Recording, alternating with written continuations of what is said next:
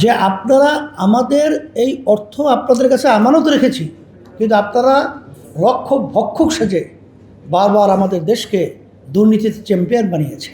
বাংলাদেশের আজকে সর্বক্ষেত্রে আমরা যখন নাকি আলোচনা করব, দেখব কোথাও কোনো সুন্দর পরিবেশ আমরা দেখছি না, না শিক্ষা খাতে, না চিকিৎসা খাতে, না কোনো এক কথায় উন্নয়ন খাতে, কোনো ক্ষেত্রেই আমরা দুর্নীতি ছাড়া কিছুই দেখছি না।